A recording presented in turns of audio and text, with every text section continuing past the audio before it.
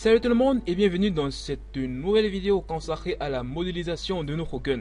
Dans la vidéo précédente, nous avons appris à modéliser cette partie et ces deux parties. Dans cette nouvelle vidéo, nous allons apprendre à modéliser la vis qui se trouve ici en bas sur notre gun. Ce qui est super génial avec Blender, c'est qu'il nous propose déjà des outils afin de réaliser cela simplement. Pour ceux qui n'ont pas encore vu les deux premiers tutos, je vous invite à aller consulter la playlist Gun afin de les visionner pour pouvoir suivre ce tutoriel sans souci. Mais vous n'êtes pas vraiment obligé de suivre ce tutoriel là pour pouvoir suivre celui-ci. De toute façon, les fichiers Blender sont en description de la vidéo si vous voulez tout simplement commencer par celle-ci. Alors on va commencer le tutoriel. Tout d'abord, on va importer un cylinder pour cette partie ici. Un cylinder, c'est pas forcément obligé parce que vous pouvez aussi utiliser UV-Sphere, mais moi pour des questions de topologie, j'ai décidé d'utiliser un cylinder. Pour les configs, ici on va laisser Ngone et ici on va laisser 32. On va appliquer et on va aller en Edit Mode. En Edit Mode, comme d'hab, R de 90 degrés et on scale. On va scaler et on va placer notre cylinder à cet endroit. Ici, Z, on scale et on fait un SX. On déplace là. Alors ici, on va pas vraiment se gêner pour la rotation là parce que ça ne sert à rien. Si on regarde ici, vous voyez que là, il n'y a pas de rotation. Et ça va augmenter le degré de difficulté. Donc, on ne va pas faire cette rotation. On va appuyer sur la touche slash. On revient en solide. Et on va faire ici Alt, clic droit. Et on va faire un bevel. Donc CTRL B.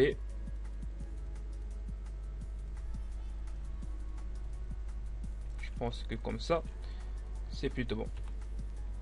Alors on revient là. Wireframe. Et on va faire un bord select ici. On va diminuer l'épaisseur là. Ok. On va faire une extrusion. On annule le déplacement. Et on va faire un scale. Comme ça. On passe sur la vue de face, wireframe encore. Bon, désolé si je fais que swapper du mode wireframe au mode solide. C'est pour des questions de modélisation un peu avec précision. Bon, alors là, on va extruder cette partie ici et on va l'étirer comme ceci. Alors ne vous inquiétez pas du fait que ça ne corresponde pas vraiment à l'image de référence. C'est pas toujours obligé d'avoir une correspondance parce que l'image de référence en elle-même elle est assez complexe en fait. Alors là on va retourner en objet mode W, on va aller là auto smooth et on a cette première forme. Maintenant ici en bas on se rend compte en fait qu'il y a un X, il y a un X à cet endroit. On va donc modéliser ce X et on va placer ce X au niveau de la vis. On va donc importer un cube. On va aller en Edit Mode, slash d'abord. On va scaler. On va faire un SZ et on va faire un SX. Comme ça. On fait CTRL Tab, on part en mode de sélection d'Edge. Et là, on va faire un bevel au niveau des 4 arrêts de ce cube. Les arrêts que je viens de sélectionner. Là, on va faire CTRL B. Ou arrondi. Et là, on va un peu augmenter le nombre d'edge. On va faire W, smooth, sheet smooth, auto smooth. On retourne en mode edit. CTRL Tab, mode de sélection de vertice, c'est pas nécessaire, mais j'aime rester toujours en mode de sélection de vertice. Et ensuite, on va faire une rotation R de 45 degrés. On valide. On continue avec en allant dans Mesh. Ensuite dans Mesh, on va cliquer sur Symmetrize une fois. On resélectionne tous nos vertices. On revient là dans Mesh. Et là, on va cliquer toujours sur Symmetrize. Là, on va plutôt sélectionner moins Z to Z. Et comme ça, on a notre X. On va juste faire un scale Y. Tout simplement. On fait revenir les autres éléments de la scène. Et là, on va faire une rotation R sur l'axe des Z de 90 degrés. On va maintenant placer notre X devant cette partie de la vis. On fait CTRL-croix pour aller en vue de profil. Et là, objet mode, on va sélectionner ces deux parties. Slash pour les placer au premier plan. On va sélectionner notre X. Et on va aller en edit mode. On fait S pour scaler. Et je pense que comme ça, c'est pas mal. On va aller en vue de face. Et on va un peu décaler ça comme ça. Wireframe pour mieux voir. Et je pense que comme ça, c'est plutôt bon. C'est plutôt bon. Alors on va sélectionner notre vis. On va aller dans les modifieurs et on va ajouter le modifieur booléen. Le modifieur booléen en fait qui va nous permettre de supprimer le X de la vis en question. Donc je viens ici et je pipe le X. Et maintenant si je cache le cube, on voit qu'il y a bien un trou qui a été formé. Mais comme ce trou a une profondeur un peu trop grande, on va déplacer simplement notre X ici en edit mode. Comme ça, là je viens en vue de face.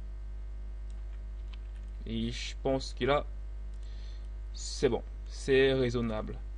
Ok, bon, pour continuer, je voulais vous montrer quand même une petite astuce avant de faire le screw. Du moins la dernière partie ici. Bon, à présent si je déplace cette partie là et je la place ici, vous voyez que là on n'a plus le trou. Alors, je fais CTRL Z. Pour éviter ce problème, je vous invite à parenter ces deux objets. Pour les parenter, il faut sélectionner le plus petit qui est le X, ensuite le plus grand et on fait CTRL P et ensuite objet. Comme ça, lorsque je sélectionne à présent cette partie, ça sélectionne aussi cette seconde partie et là la forme du X va rester. Maintenant, comme je sélectionne le X, il n'est pas visible ici tout simplement parce qu'il est l'enfant de celui-ci. Et si on déroule ici, on va le voir là. Avec là maintenant pour le décocher, je dois venir sur son parent. Je déroule son parent et là je le décoche là. Voilà, c'est plus pratique quand même. Ok, on va maintenant continuer avec la seconde partie. Cette partie là va représenter ce spin, alors ce screw qui se retrouve ici. Et pour la faire, nous allons utiliser un cycle. Le cycle qui m'a aidé à faire le tutoriel sur comment modéliser une étoile. Alors on part dans Shift, on fait Shift A, on part dans Mesh. Et le Mesh, on va importer un cycle. On va laisser ici le nombre de vertices à 32. En edit mode, on va scaler. Alors on fait S pour scaler. Et on va faire une rotation sur l'axe des X de 90 degrés. On va encore un peu scaler comme ça. Et on va déplacer ça ici.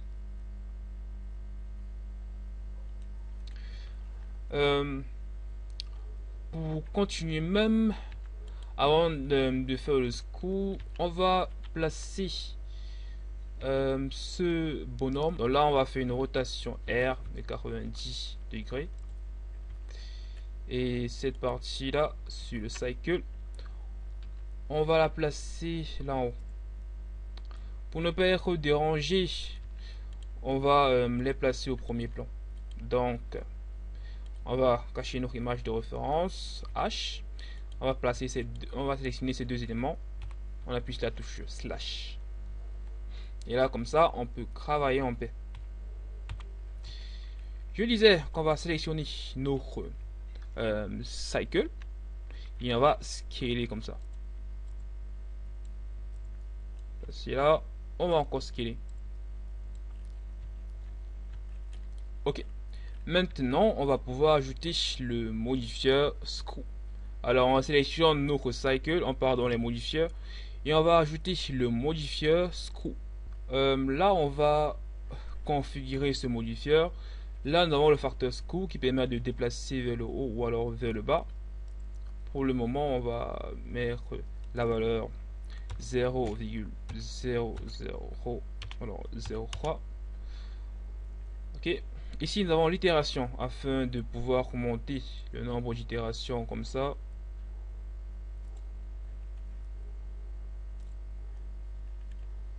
On va s'arrêter là. Et nous pouvons encore jouer avec le screw. Maintenant, la touche Shift enfoncée, on a beaucoup plus de précision. Voilà, on va laisser ce facteur. Bon, maintenant le screw, pour qu'il fonctionne bien, en fait, il faut que son origine soit vraiment au centre de la géométrie. Vraiment, pour bien expliquer ça, je vais vous montrer un peu. Ceci, en fait, le point orange qui se trouve là, c'est l'origine de notre cycle. Lorsqu'on va appliquer le modifier screw, va effectuer une extrusion successive de notre cycle autour de ce point orange ici là. Et maintenant, ça sera sur l'axe des Y, raison pour laquelle au début, vous m'avez vu faire une rotation sur l'axe des X de 90 degrés de ce cycle afin qu'il soit orienté sur l'axe des Z. C'est donc pour ça que vous voyez que notre screw, il effectue une rotation, extrusion dans ce sens. Bon, maintenant, si ce n'est pas centré, en fait, c'est juste parce que cette vis elle-même n'est pas centrée, en fait. Et pour la centrer, je vous déconseille de partir en edit mode, seulement parce que ça va gâter le X qu'on a mis ici là en bas. On peut juste la déplacer comme ça sur les X. Voilà, comme ça. Voilà, en objet mode, on peut scaler pour diminuer. Et on peut déplacer. Et maintenant que c'est comme ça, on va tout simplement monter le nombre d'itérations. On va s'arrêter ici. Bon, ici sur le modifier screw, nous avons également un facteur qui est le step, qui est un paramètre qui permet d'améliorer la qualité des vertices. Bon, du moins c'est l'affichage. Vous voyez que là, maintenant c'est carré carré. En augmentant ce facteur, ça sera moins carré. Et que là, si je viens ici, je monte. Vous voyez que là, la résolution augmente et c'est moins carré. Bon, nous, pour ce tutoriel, nous allons mettre la valeur 40 ici. Et c'est tout. Là, on va diminuer le nombre de steps. On va mettre à 10. Et on va appliquer le modifier screw. En edit mode, on va refermer les faces ici. Donc, pour refermer cette face, on fait Alt clic droit, on sélectionne la boucle. On fait F. De même en haut. Alt clic droit ici.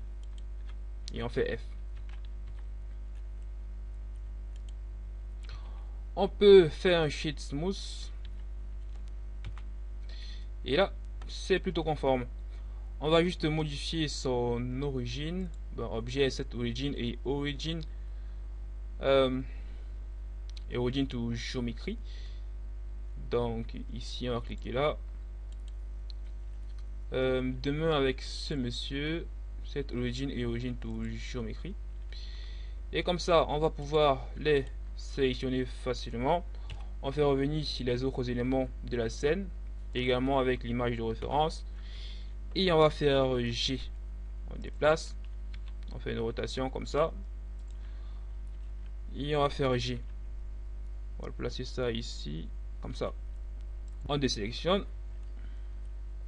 On regarde à quoi ça ressemble, son image de référence. Et on va un peu améliorer ici la avant de partir.